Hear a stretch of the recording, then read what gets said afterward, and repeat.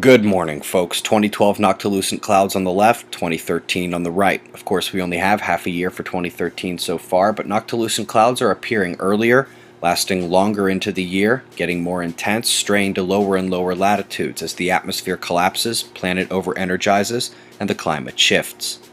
NASA's CARVE goal is to investigate the methane and other rapid melting factors in the Arctic. I highly recommend following the link to this article and accompanying video, as methane is likely the scariest carbon emission, natural or man-made. NOAA has regional climate reports and outlooks, got one for everyone in this part of the world, from Nova Scotia to Hawaii, Northwest Hemisphere, check it out. And check this out. Monsoon we've been reporting over India that caused so much death, still not over. The rain and thunder is a daily lashing, but they really need the rain just south of the zone that's getting it, in Sumatra. You might remember a few days ago I reported major air quality issues due to pollution mixing with the smoke from these fires. It's now an issue over an even larger area, and arrests are even being made.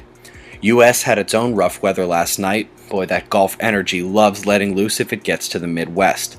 St. Louis to Chicago and just west of that line got whacked last night, and guess what's coming again? Spread the watch east through Ohio tonight as that air and moisture are racing north as fast as they can. Also, don't forget that tropical storm south of Mexico either. Gamma burst. Week-long drought ends with a flash from Cepheus in celestial north. Flaring has been on a steady decline. Yesterday's high moment was a C9.9 shadow river called an M-flare wannabe. Did not produce a significant CME. And since that moment, the sun has started to flatline. This is likely due to sunspot decay. My hopes for atmospheric expansion from flares, which we desperately need, is all but dashed as development turns the limb and flounders into decay on the south.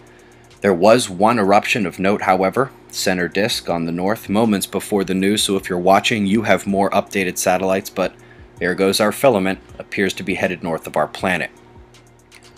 You remember the solar wind impact we were taking in past days? It appears waning with elevated speed remaining, but minor density. KP index showing evidence of slight disturbance, but also calming conditions on the trend. Electron flux is still elevated, but holding at least. Proton storm on the decline with waning influence on the polar regions, as you can see here on the DRAT. Folks, transequatorial coronal holes. Center disk. Here she is, but can she show up the northern coronal hole who couldn't match his smaller but transequatorial sister? Well, we already had a 6.4 in the northern Atlantic, which followed a 5-pointer. Largest human reading of this was 6.9, and a computer caught it as 6.8. 6.5 appears to be the official magnitude. Papua New Guinea was a big concern yesterday, but it has quieted now, with New Zealand getting in the mix. Weather watches, coronal holes, and decaying sunspots on the disk. Eyes open.